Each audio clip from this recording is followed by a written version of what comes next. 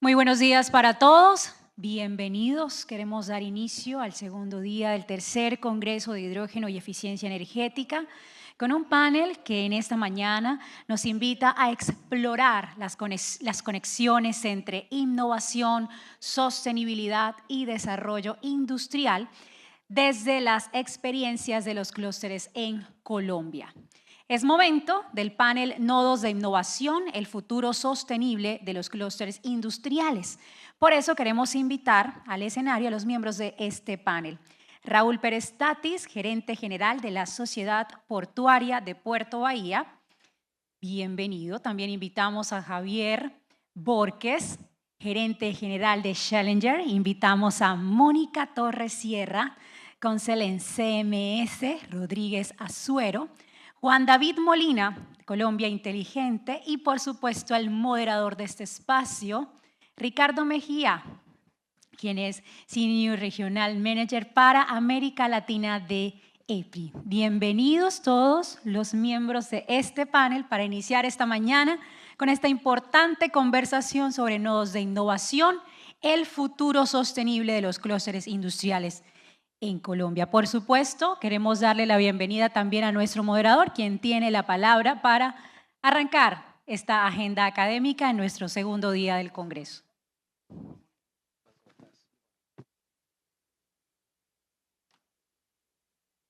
Bienvenido, doctor Mejía, tiene usted la palabra. ¿Suena? Sí, ok.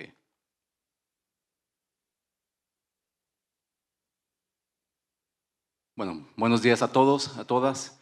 Primero quiero empezar agradeciendo a Cámara de Hidrógeno, Naturgas, en especial a Karen por la invitación.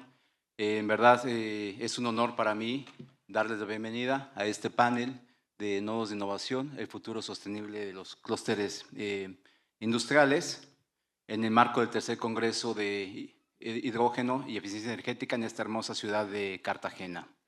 Bueno, yo soy Ricardo Mejía, gerente regional para EPRI Latinoamérica, Electric Power Research Institute, y tengo el privilegio de moderar esta conversación junto con líderes de sectores muy importantes que hoy en día están transformando la forma como concebimos ver la industria, la energía y la sostenibilidad. Desde mi rol en EPRI, sigo muy de cerca cómo a través de la colaboración con sectores, la innovación tecnológica y un marco regulatorio adecuado, se avanza día a día en la transformación energética en Latinoamérica.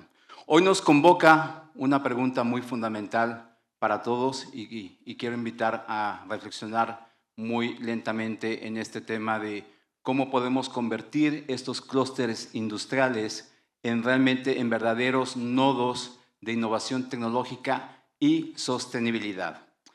En EPRI, junto con asociados como Accenture, como el Foro Mundial Económico, llevamos a cabo iniciativas transicionando clústeres industriales a neto cero, y en esta iniciativa tenemos a 30 clústeres industriales en 16 países, avanzando en temas de sostenibilidad, colaboración e innovación. Tenemos ejemplos muy claros en el mundo, como es HyNet en Reino Unido, que ya está produciendo hidrógeno azul con captura de carbono y habilitando redes de distribución para descarbonizar industrias pesadas. También está Greater en Estados Unidos, en Illinois, haciendo combustibles sintéticos a través de residuos agrícolas y también transformando la interconexión de estos nodos. De igual forma, como sabemos, estamos muy contentos de que Colombia ya es parte de esta coalición global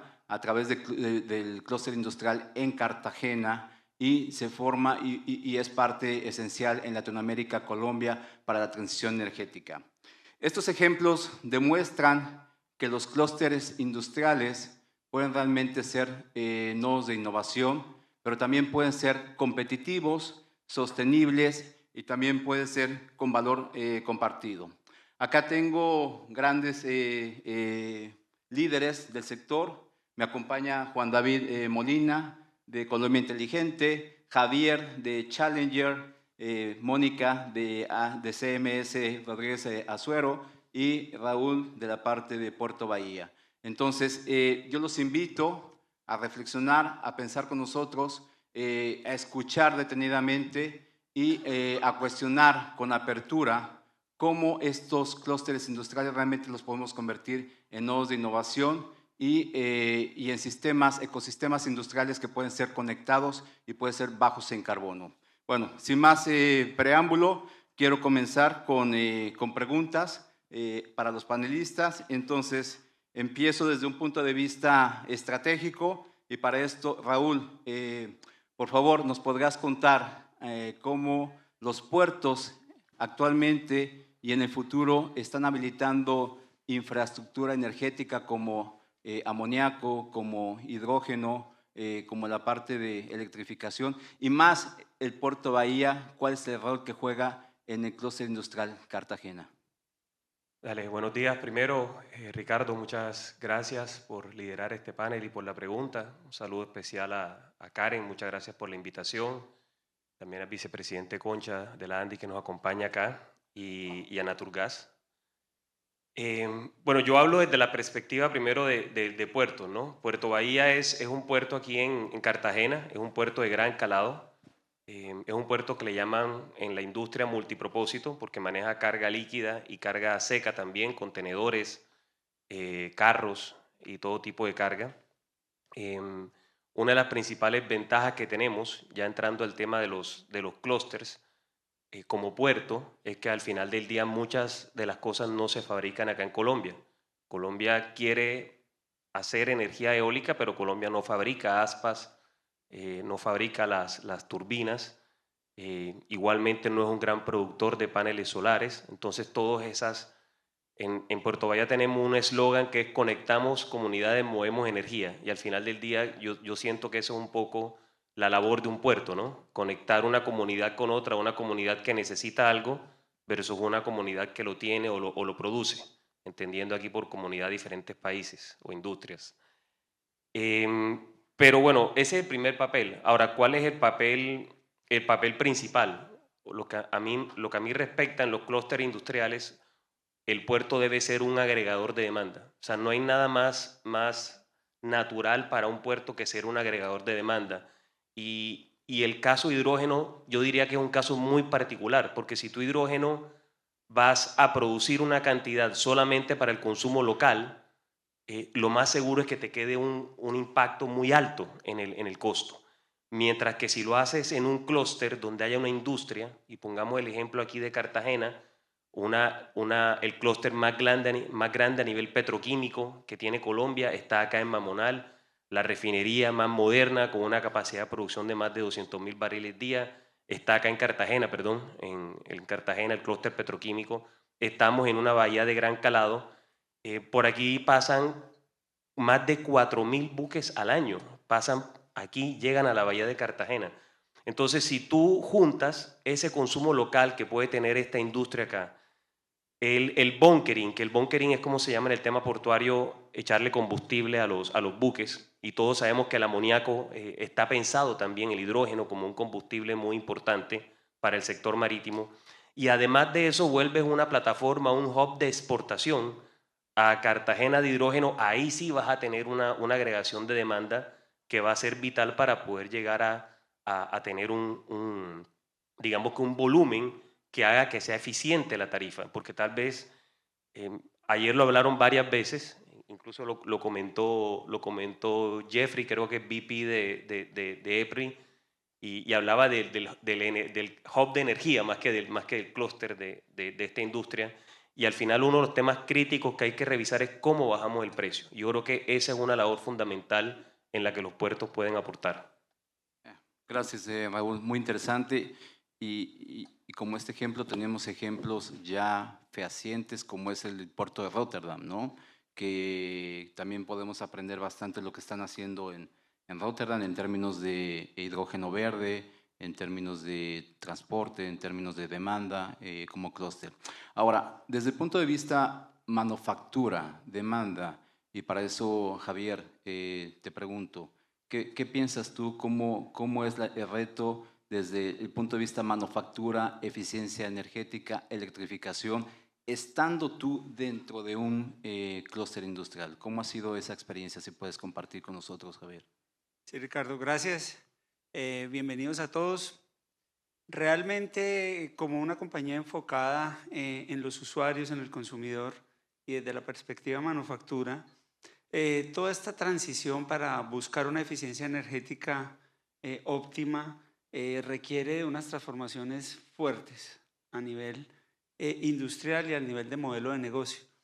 Y por tanto, el trabajarlo individualmente representa un desafío titánico, digámoslo de esa manera.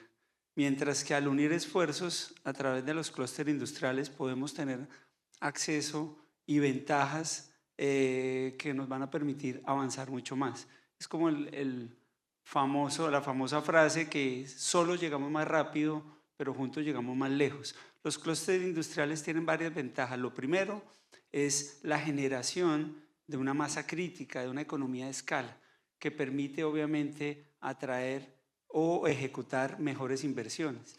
Hoy, por ejemplo, la transformación en todas nuestras organizaciones y el paso hacia energía solar o hacia energías limpias que mejoren la eficiencia energética, pues son inversiones muy fuertes para hacer por una sola compañía. Los clústeres industriales pueden ayudarnos a tener una masa crítica que haga más viable las inversiones, un poco como lo que se veía de los puertos, como si está pensado de manera macro para tener un negocio incremental o una demanda agregada, pues eso puede generar una mayor viabilidad económica de todos los proyectos de eficiencia energética. Lo otro es la investigación. Definitivamente los clústeres nos permite aliarnos con las entidades públicas, las entidades de investigación, universidades, que podamos nosotros tener un desarrollo de la tecnología enfocado hacia la eficiencia energética, cosas que individualmente son más complejas. La academia, las entidades gubernamentales enfocadas en la innovación y en la eficiencia pueden aportar muchísimo a todo lo que son nuestros clústeres. Y finalmente, pues el trabajo mancomunado tiene un mayor impacto, una mayor influencia en la generación de políticas públicas que también favorezcan esta transición. Porque definitivamente esto es una transformación macro que no se puede trabajar individualmente, sino que debemos es unir esfuerzos y de esta manera poder ejemplificar para todo el resto de organizaciones y de mercado lo que podría ser un camino a adoptar por toda la industria. Muchas gracias, Javier. Muy importante el término de colaboración y innovación tecnológica, ¿no? Cómo compartir, cómo crear valor compartido. Creo que nos quedamos con esos puntos. Ahora bien, Juan David, desde Colombia Inteligente, desde tu visión como redes eléctricas inteligentes y viendo un poco la descentralización de la energía, ¿cuál es tu visión, cuál es tu perspectiva que pudiesen compartir en cuanto a interconexión eléctrica, ¿no? De demanda, oferta, no solamente por la parte de electrificación, sino también por la parte energética? ¿Qué valor ves tú como Colombia Inteligente? Muchas gracias, Ricardo. También agradecerle por la invitación que nos han hecho por parte de la ANDI y Naturgas en este espacio. Como bien lo mencionas, y también desde lo que lideramos desde la Alianza Colombia Inteligente, es esto, digamos, el rol que juega también esas redes inteligentes, es cómo lograr modernizar esas aplicaciones que ya tradicionalmente se vienen utilizando, particularmente en lo que venimos en lo que se viene trabajando como en esos clústeres industriales. Es que se unen también muchos energéticos, ¿cierto? No solo estamos hablando, digamos, como mencionabas ahora, de energía eléctrica, sino también de muchos otros energéticos, incluso que también por fuera de lo que generalmente manejamos, que es la eléctrica o la térmica, pero también otros vienen, como lo mencionaban ahora, del amonio. Entonces, ahí, digamos, el gran reto que se tiene y que la visión que tenemos es, particularmente cuando estamos hablando de cómo gestionar de manera eficiente todo lo que es el uso energético en ese clúster, y ahí hay dos grandes atributos. Uno, tienes que garantizar la observabilidad. Si tú no sabes dónde están cada uno de los usos que tienen de manera integral, pues difícilmente vas a hacer una gestión inteligente de todos ellos y que se puedan complementar. Dos es la que tiene que ver con el control. Bueno, ya que sé, digamos, y que tengo la información, tengo los datos que me permiten tener esa observabilidad, es cuál es la mejor manera de controlar y de usar cada uno de esos diferentes recursos. Entonces, en ese orden de ideas, Ricardo, el potencial que se tiene es, digamos, bastante amplio, porque también le permite incluso encontrar nuevas formas o de valor agregado de los servicios que me pueden ofrecer al interior de un clúster industrial. Entonces, en ese sentido, lo veo como esa visión. Muchas gracias, Juan David. Sí, importante el tema de modernización de redes, incremento de capacidad de infraestructura, ¿no? El tema de generación distribuida, el tema de control, el tema de… Ahora, estamos teniendo muchas afectaciones por el tema no solamente demanda de energía, sino el tema de los apagones, ¿no? Lo que ha acontecido en España, en la península ibérica, lo que ha acontecido en Chile, es por esa visión que falta, como tú dices, de recursos distribuidos de generación, ¿no? Voltaje, el control, la frecuencia, la capacidad, bueno, es importante también considerarlo. Ahora, de forma intencional, Moni, te he dejado al último, no por olvidarme, sino porque nos puedas compartir desde tu perspectiva regulación, ¿no? De la parte regulatoria. ¿Cómo ves, cuál es la visión, qué falta para integrar estas energías limpias? No solamente energías limpias, sino como dice Javier, la parte energética, son combustibles, dice Raúl, combustibles, energía, demanda, oferta. ¿Cuál es la parte regulatoria que tú ves como gaps que nos puedas compartir? Gracias, Mónica. Claro que sí, gracias. Buenos días y gracias por la invitación a Karen, a Naturgas. Bueno, Ricardo, yo creo que antes de responder es importante recordar que Colombia desde hace muchos años viene regulando de manera, digamos, diferentes figuras que hoy de alguna manera se ven representadas en este panel. Por un lado, las zonas francas. En Colombia existen más de 120 zonas francas desde los años 60. Igualmente existen 10 puertos, zonas portuarias en el país. Asimismo, desde la perspectiva de los clústeres industriales, hay más de 160 iniciativas lideradas por las cámaras de comercio en el país y adicionalmente estamos hablando ahora de parques industriales, ¿no? Y cómo desde los finales de los 70 en Colombia se han promovido el desarrollo de parques industriales con el propósito de sacar adelante estos beneficios que ya nos han contado desde la perspectiva de economías de aglomeración, economías de escala, cómo colaboramos todos para sacar adelante un proyecto no solo económico, sino también generar eficiencias en costos, mejorar la empleabilidad y, por supuesto, eficiencia energética. Digamos que, habiendo dicho eso, desde la perspectiva regulatoria y normativa, existen elementos en nuestro ordenamiento jurídico que nos permiten hoy tomar acción. De ello, pues demuestran hoy quienes me acompañan en el panel y cada uno de sus proyectos energéticos dentro de su individualidad. ¿Qué tipos de vacíos existen? Digamos que de alguna manera todas este marco jurídico general del que he mencionado es de alguna manera disperso porque tiene diferentes objetivos, ¿no? ¿Cómo esos objetivos del marco normativo los podemos, digamos, alinear a la necesidad de lograr eficiencias energéticas? Por ejemplo, las zonas francas o las zonas portuarias tienen un propósito exportador. ¿Cómo podemos hoy en día, por ejemplo, mejorar nuestro régimen de zonas francas para impulsar toda la cadena de valor del hidrógeno, pero con un propósito único y definitivo que será, por ejemplo, el bunkering o la exportación de derivados del hidrógeno, como puede ser el amoníaco o el metanol? Asimismo, ¿cómo podemos utilizar las zonas francas que ya existen para efectos de, en conjunto con la figura de parques industriales o separadamente, tocará verlo, cómo hacemos para aumentar los beneficios tributarios, por ejemplo, o los incentivos fiscales?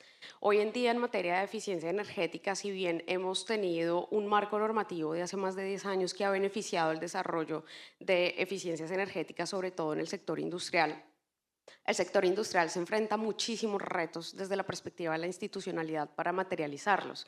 Muchas veces los modelos financieros de los proyectos de eficiencia energética digamos, tienen unos números y unos cierres, pero cuando vas a materializarlo, a solicitar ante la Unidad de Planeación Minera Energética certificados de incentivos tributarios y vas y los materializas ante la DIAN o ante la Autoridad de Aduanas, te encuentras con un montón de retos. Entonces, para resumir la respuesta, creo yo que tenemos que, dentro del marco jurídico normativo que ya contamos en el país con estas diferentes figuras, cómo hacemos para materializar los esfuerzos que de alguna manera, de manera individual, están haciendo cada uno de los actores en Colombia.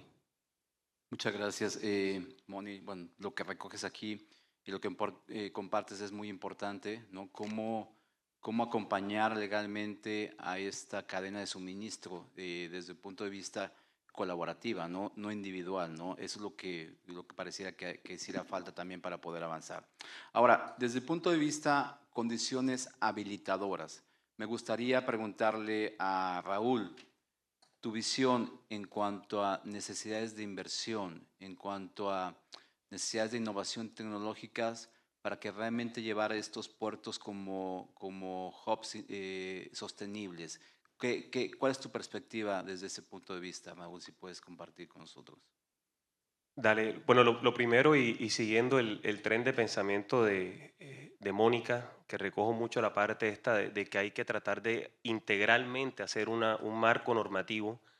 A mí, de las intervenciones de ayer, una cosa que me gustó mucho del viceministro de Minas es que hablaba de que crearon un grupo, 6PW o algo así, no me acuerdo el nombre exactamente, pero donde se reúnen los que de verdad toman decisiones y trabajan integralmente para solucionar los cuellos de botella, ¿verdad? Entonces está el Ministerio de Minas, está el ANLA, está el Ministerio del Interior por el tema de las comunidades, y todos se reúnen para revisar cuál es el cuello de botella que estamos teniendo, cómo hacemos un marco para que esto de verdad avance. Y eso yo lo veo, particularmente lo veo muy positivo. Ahora, ambientalmente, ¿cómo se van preparando los puertos? Pues todos tienen una especie de lugar común, ¿no? Comienzas a pasar los equipos de combustión, los comienzas a pasar a equipos eléctricos, comienzas a buscar la forma de hacer autogeneración de energía con gas o con solar. Y por ejemplo, hace poco me pasó un caso muy puntual porque me he metido mucho en una categoría que es la categoría del GLP, el gas licuado de petróleo. Porque siempre estamos buscando hacer, ok, vamos a irnos todo verde, pero nosotros creo que algo muy importante que también tenemos que hacer como sociedad, como industria, como instituciones, es priorizar dónde de verdad hace más sentido tener el hidrógeno. Nosotros no podemos tener hidrógeno para todas las industrias.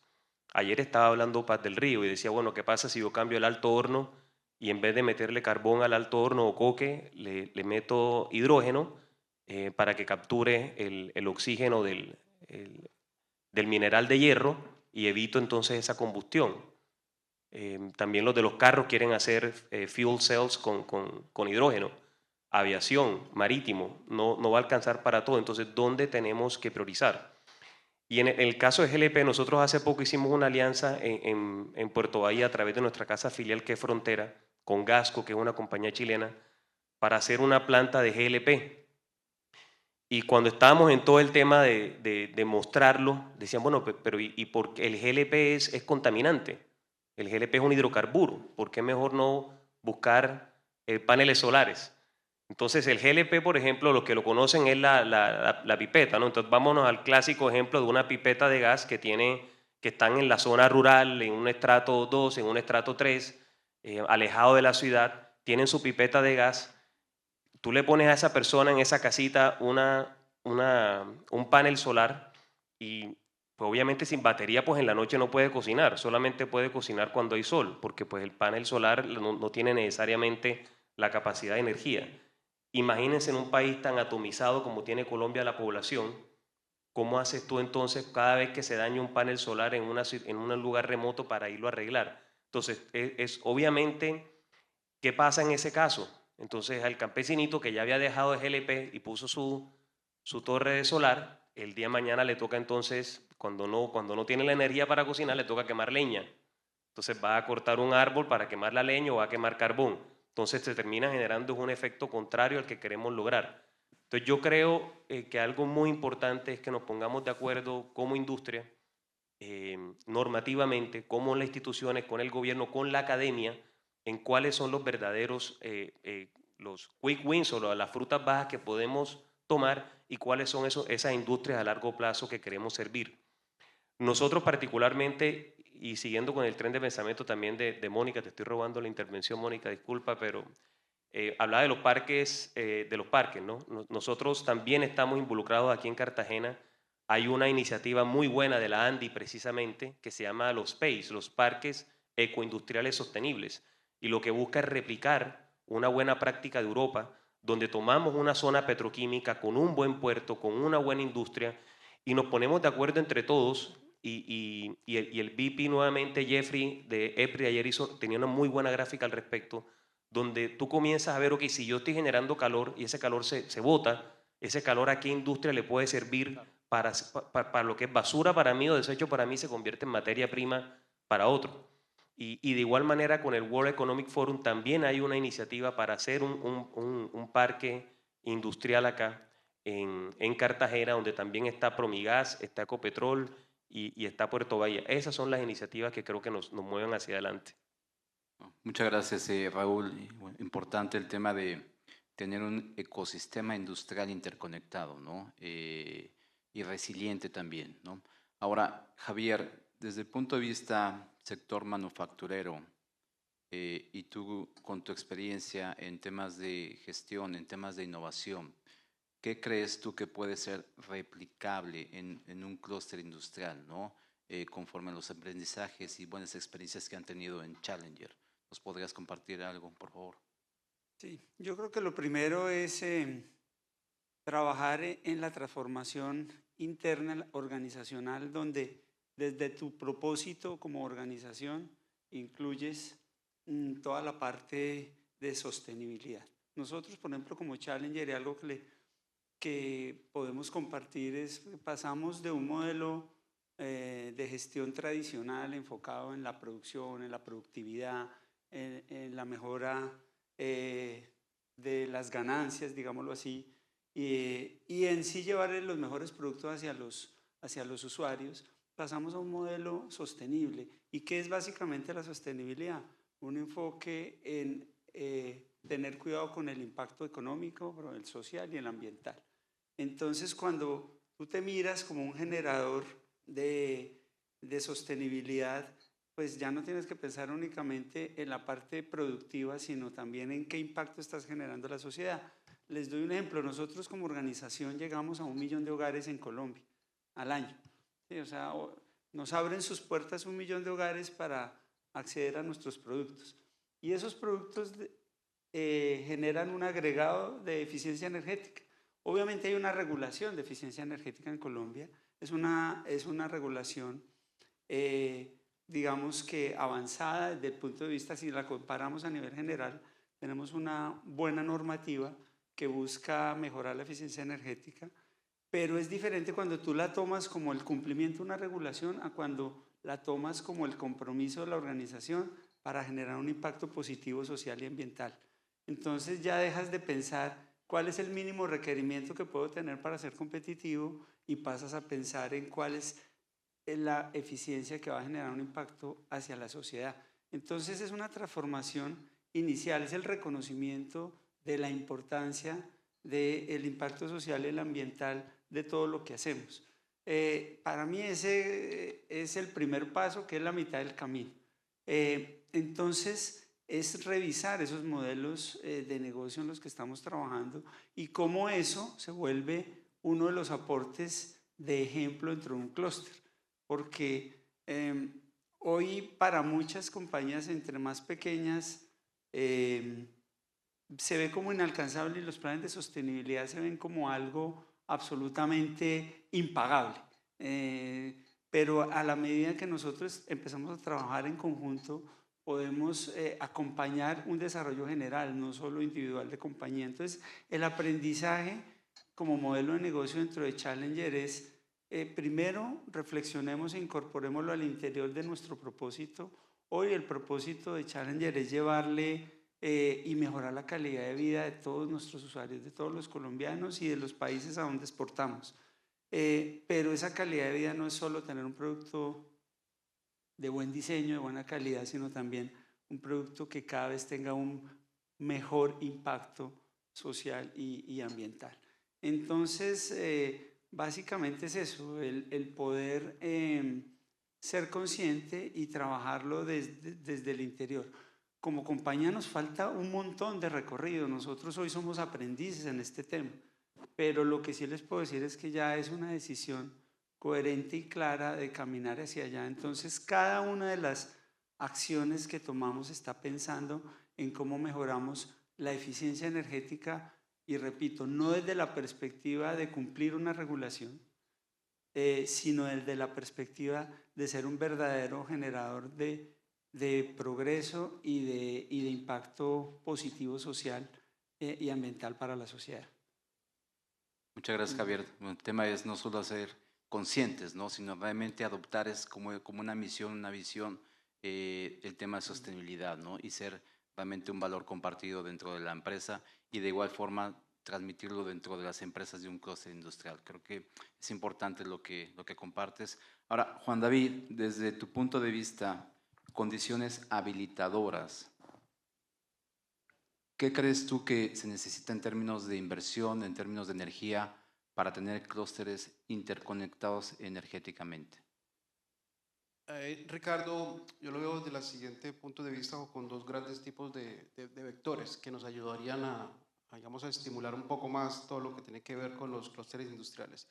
Uno, y si uno mira la energía como un vector de costo, llámese, por ejemplo, el precio al cual tiene que asumir para que ese sea dentro de su actividad productiva, el uso de la energía eléctrica como tal, bueno, dependiendo si por el tamaño de los parques industriales, generalmente no serían un usuario regulado, y ahí estaríamos hablando ya de tarifas, pero lo principal y que ese gran habilitador era cómo la demanda que está dentro de un parque industrial tiene las herramientas para negociar de mejor manera, incluso en la manera granular o en el tiempo, lo que realmente está utilizando como tal. Ayer nos decían, una de las grandes dificultades en el tema de contratación es que se vienen a corto, ¿cierto? Se van a corto. Y antes había un gran problema, es que siempre comprábamos energía con el valor mensual de consumo, ¿cierto? Pero ahora, con todo lo que, incluso la primera pregunta que me hacías, era, pues claramente con la medida que nos modernizamos, tenemos mejor tecnología, sabemos los datos, pues ya sabemos que no hay que necesidad de comprar por volúmenes mensual, sino podemos incluso ver de manera diaria, incluso de cada día, en cuál de esas señales o tarifas puedo negociar de mejor manera. Entonces, el primer gran habilitador es darle mayores herramientas a los usuarios para que lo puedan hacer. Hoy, desde el punto de vista de la regulación, uno podría decir, eso está habilitado para los usuarios no regulados, pero en la práctica no se ve con los periodos y los horizontes que tienen los contratos. Ese es el primero, y que la tecnología, particularmente la medición avanzada, nos ayuda con ello. Otro tema que hace mucho más incluso el por qué debemos trabajar como clúster industriales o agruparnos o agregarnos, porque también es un concepto que vemos como agregación de energía de ese gran nodo o ese gran clúster industrial. Y el segundo vector es ya, no solo como es un vector de costo dentro de mi sistema productivo, sino que también es un vector que me da un valor agregado a la energía. ¿A qué me refiero con esto? Era que también el poder tener esos temas de energía me pueden vender incluso como un ingreso que yo pueda tener como clúster industrial. Como por ejemplo, uno puede, lo que se llaman los programas de respuesta a la demanda son los cambios de comportamiento del consumo a lo largo del día. Y hay mecanismos, hay programas, de hecho la CREP viene estudiando cómo implementar programas de respuesta a la demanda, y es, dependiendo de las necesidades del sistema, tú puedes reducir o, digamos, no tener un consumo en ciertas horas del día, y por lo tanto te dan un incentivo que sea económico o un incentivo que pueda materializarse de otra manera. Entonces ahí ya la energía no solamente es un vector de costo, sino es un vector de oportunidad, de valor agregado, y particularmente incluso, como lo veo yo en los clústeres industriales, es que tienen una demanda muy importante, porque como están agregados geográficamente respecto al sistema, es una demanda que uno no puede decir que de manera individual sean, por ejemplo, 100 kilovatios, sino que sean 1 mega, 5 megas, porque están agregados como clúster. Entonces, ese es otro elemento. El segundo elemento dentro de ese vector de servicio de valor agregado es las oportunidades que nos ofrecen, por ejemplo, los servicios de almacenamiento de energía. Tradicionalmente uno podría decir que generalmente, con la evolución de las baterías, particularmente las electroquímicas, los BESS, estos se ven también como una solución de respaldo, ¿cierto? No tengo energía, pero tengo, digamos, la batería de respaldo. Pero ahora, también lo que muchos de ellos es que la oportunidad de tener la capacidad de almacenar energía, que puede venir claramente y principalmente de estos sistemas renovables, es que esa energía que ya lo puedo incluso manejar o me garantizan la flexibilidad en la operación de mi sistema, no necesariamente depender 100% de la red eléctrica externa, sino que con el almacenamiento. E incluso si tenemos excedentes de energía que almacenamos o que podemos tener la capacidad de almacenar en ese clúster industrial, al final también esos excedentes los podemos vender al sistema. Entonces, esa es otra manera y como les mencionaba es verlo de esos dos enfoques. Uno, habilitar mejores herramientas para el usuario para que realmente tenga la capacidad de negociar de acuerdo a las necesidades que pueda tener hora a hora incluso. Y dos, pues también que pueda ofrecer servicios, ya sea cambiando la demanda o incluso con sistemas de almacenamiento. Muchas gracias, Juan David. Muy interesante el tema de, ayer mencionaba Marco de Promigas, ¿no? El tema de PPAs a largo plazo. Creo que es una viabilidad, ¿no? Que se puede tener un clúster industrial en cuanto a oferta-demanda y esa demanda de energía a largo plazo puede dar cabida al tema de electrones y moléculas limpias, ¿no? Y el tema también de almacenamiento creo que es algo importante desde un punto de vista energía integrada, ¿no? Porque se está requiriendo hoy en día energía limpia 24/7. Entonces, la solar o la eólica, que son recursos muy buenos, desafortunadamente el factor de potencia de planta no es 100%. Entonces, el tema baterías también da cabida a poder dar una viabilidad a clústeres industriales, ¿no? Muchas gracias, Juan David. Moni, desde el punto de vista igual, financiero, ¿qué reformas visualizas tú? Tarifas diferenciadas, incentivos. Ayer vimos presentaciones que se hablaba mucho del tema de leyes e incentivos, ¿no? ¿Cuál es tu visión al respecto? Gracias. Pues yo antes de responder quiero recoger un poquito lo que han dicho sobre la importancia de priorizar, ¿no? Y sobre la importancia, lo que mencionaba Juan David, de cambiar un poco cómo nosotros venimos en Colombia negociando la energía y viabilizando para los usuarios no regulados mayores, digamos, beneficios desde la perspectiva de la contratación y cómo incluso ellos pueden ser, digamos, entrar dentro del concepto de prosumer, cómo no solo consumo y utilizo y pago por eso, sino cómo también aprovecho mi industria, mis usos, mis consumos para generar eficiencias no solo para mí, sino por ejemplo también para la red y para otros usuarios. Y creo que eso sin duda alguna requiere cambios normativos, pero también un cambio de chip, un cambio de cómo nosotros estamos acostumbrados a negociar la energía en Colombia, cómo nuestro mercado funciona y en ese sentido cómo podemos evolucionar a otros mercados más novedosos. Y yo creo que eso también hace parte un poco de esa decisión individual que es en las empresas de traer los negocios, de proponerlos y dentro, por supuesto, del marco normativo existente, tratarlos de viabilizar mientras el regulador toma acción al respecto. Ahora bien, en relación a la priorización, digamos que la energía eléctrica la necesitamos todos. Y en materia de otros energéticos que pudieran ser útiles como el hidrógeno, por ejemplo, u otros bioenergéticos, la pregunta es hacia dónde queremos dirigir nuestros esfuerzos de estructura y de regulación para viabilizar algo. Es decir, el hidrógeno es muy versátil, lo pueden utilizar muchas industrias, pueden hacerse, digamos, innumerables digamos, proyectos al respecto. La pregunta es, ¿qué queremos regular y qué queremos promover? Si bien la industria y los privados pueden tomar decisiones, como lo mencionaba Javier, individuales de cómo la sostenibilidad sí paga, ¿sí? Ayer también Acerías decía, únicamente con equity privado no podemos. No podemos porque el cambio tecnológico, además de un cambio de chip, requiere de financiación.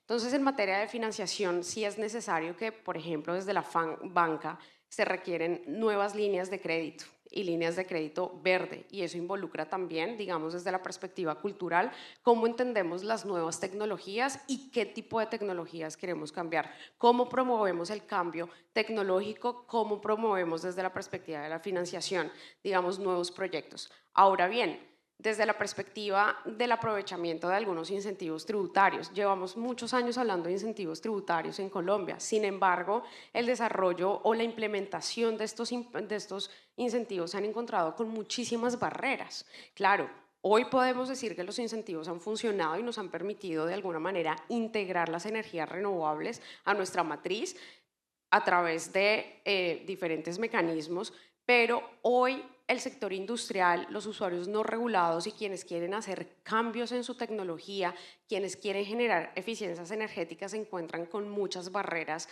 y demoras en los procesos de obtención de certificados, por ejemplo, repito, ante la UCME, pero además sufrimos mucho, yo lo sufro con mis clientes conjuntamente, porque cuando llegamos a la DIAN, por ejemplo, para solicitar una devolución de IVAs, nos encontramos con una auditoría de la autoridad. Entonces van, visitan los proyectos y quieren verificar y reverificar que lo que certificó la UCME es verdad. Entonces, la recuperación, por ejemplo, de esos dineros afectan sin duda alguna los modelos financieros y la recuperación del retorno asociado a este tipo de inversiones. Entonces, creo yo que desde la perspectiva, digamos, del habilitador financiero, necesitamos nuevamente hablar cuáles son los roles de entidades como la UCME y como la DIAN en la materialización de incentivos tributarios. Necesitamos nuevas líneas de crédito, sin duda alguna. Necesitamos que la banca, digamos, se actualice. Cada vez son personas mucho más entendidas. La banca sin duda alguna promueve, pero necesitamos también, digamos, nuevas líneas de crédito y, digamos, un diseño innovador de nuevas figuras de financiación.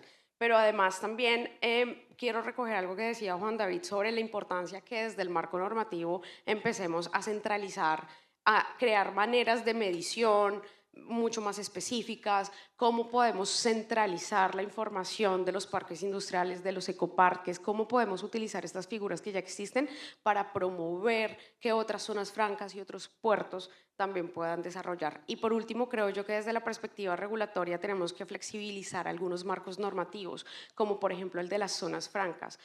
Necesitamos, digamos, marcos normativos que sean flexibles, pero además que haya seguridad jurídica. Por ejemplo, en materia, Raúl nos hablaba de GLP, pero ¿por qué no hablamos de GNL y de gas natural importado en el país? ¿Cómo existen hoy diferentes proyectos que se enfrentan a dificultades desde la perspectiva de, por ejemplo, zonas portuarias, que a su vez son zonas francas, para poder introducir dentro de su actividad económica nuevas actividades, nuevos energéticos, ¿no? La institución debe estar abierta a flexibilizar la norma, no desde la perspectiva de ser laxos, sino desde la perspectiva de que en el tiempo podamos tomar decisiones de inversión mucho más rápidas, porque no es solo un tema de tener los recursos, sino también es un tema de cómo desde la institucionalidad se le permite al sector privado tomar decisiones de inversión para materializarlas en mayor rapidez. Gracias, Moni. Ahora, desde el punto de vista escalabilidad, desafíos, Raúl, ¿cómo los puertos colombianos se están preparando para realmente ser plataformas de exportación de energéticos bajos en carbono? ¿Cómo están haciendo, cómo se está haciendo en Colombia? Sí, bueno, vamos a tratar de ser cortos con el tiempo, pero esta es una pregunta bien interesante. Y bueno, lo primero es que esto no se puede ver como una agenda aislada, ¿no? No es un tema solo de puertos, sino un tema general. Hoy día tenemos una infraestructura y la pregunta es cómo atendemos lo que tenemos hoy, que es muy importante para Colombia. Más del 98% del movimiento de vehículos en Colombia, por ejemplo, se hace con hidrocarburos.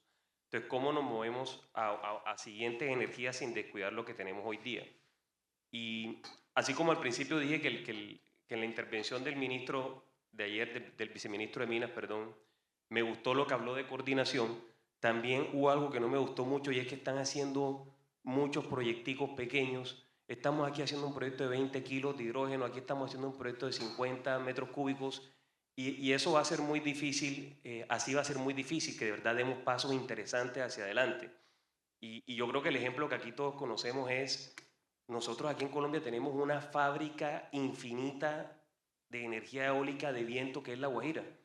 Y ya llevamos más de una década y no ha podido arrancar una cantidad de parques eólicos, y en vez de estar viniendo más empresas, se están yendo, porque no se están dando las condiciones. En ese sentido, Ricardo, es complejo pensar en invertir. Y yo les pongo un ejemplo portuario. Aquí en Cartagena, cuando se hicieron los 25 bloques de offshore, a finales de la década de 2010, se hicieron los 25 bloques de offshore para explorar en el Caribe colombiano, en el Caribe solamente. Aquí se creó un shore base, aquí en Cartagena, pensando en el enorme potencial que había, 25 bloques offshore.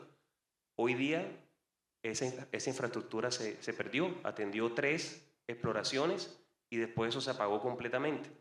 Y yo me imagino también cuántas empresas no decidieron hacer inversiones o infraestructura pensando en lo que se venía para La Guajira y dónde están parados hoy día.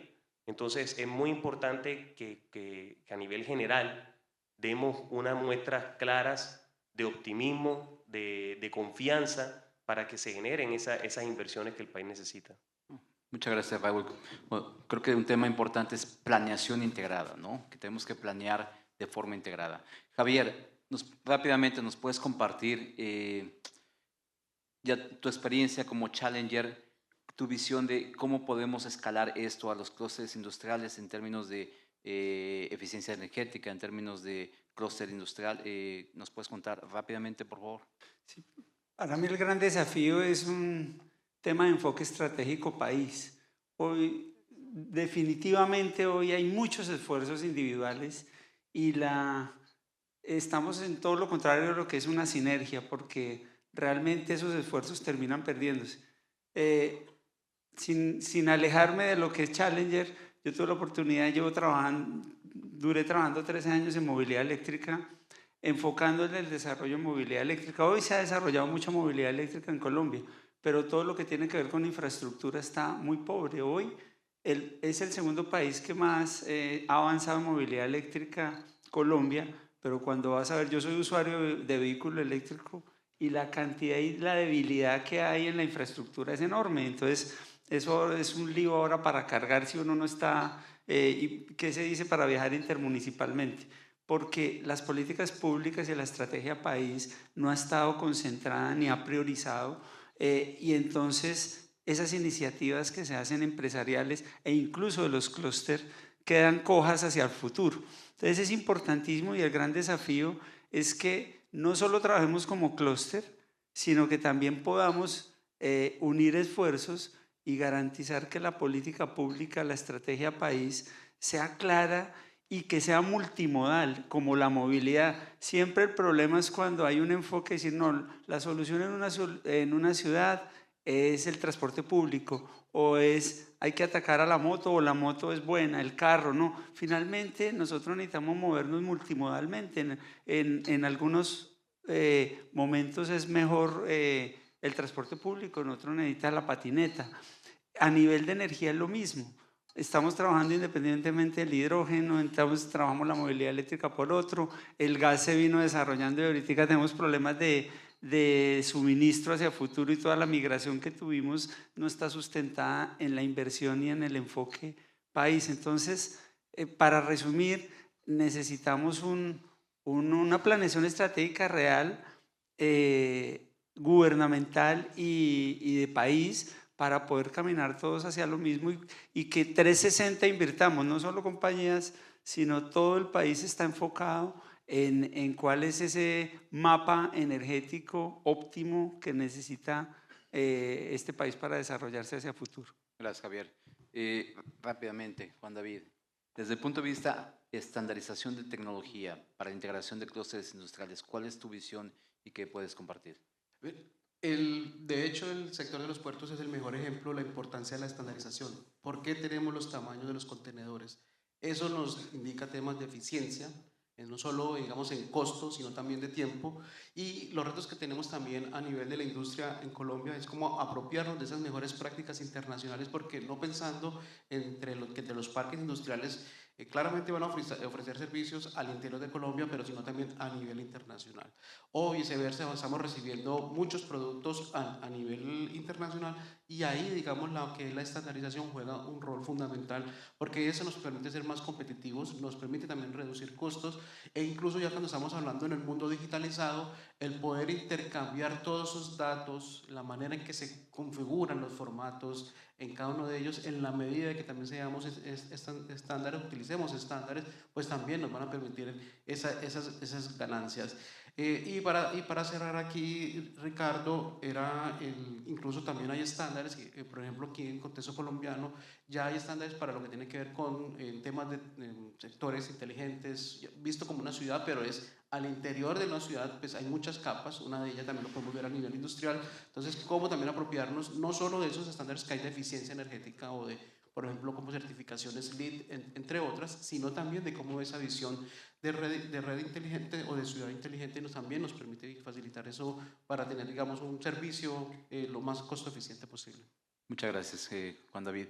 Moni, para cerrar, bueno, porque nos falta poco tiempo, desde el punto de vista consumidor, ¿qué normativas, qué regulaciones se necesitarían o visualizas tú para crear realmente esa demanda, ¿no? Porque podemos generar hidrógeno, amonia, fertilizantes, pero si no existe la demanda, el off-taker, y no existe el incentivo para que realmente haya esa demanda, ¿cuáles crees tú que se pueden motivar esas regulaciones o marcos para que haya ese incentivo? Bueno, hay muchos consumidores que requieren muchísimo apoyo. En aras del tiempo solo voy a mencionar uno. Por ejemplo, el sector agroindustrial. El sector agroindustrial actualmente en Colombia requiere, digamos, es un sector bien golpeado por la economía, socialmente es un sector muy complejo. La pregunta es cómo vamos a hacer para que, por ejemplo, estas personas utilicen fertilizantes verdes.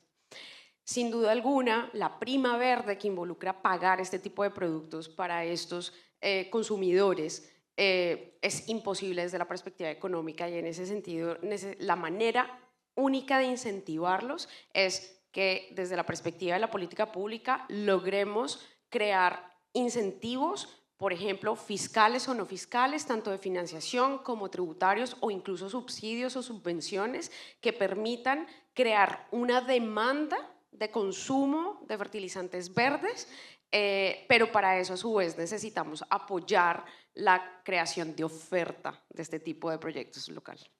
Muchas gracias, Moni. Y en aras de tiempo, bueno, no me queda más que agradecer por la atención. En verdad hay muchos desafíos, muchos retos que tenemos enfrente, pero si no trabajamos en conjunto no vamos a poder avanzar, como dice Javier, que solos podemos ir más rápido, pero juntos podemos avanzar más allá. Bueno, agradecerles por la atención, por el cuestionamiento y apertura, y los invito a seguir dialogando en este congreso. Gracias a todos.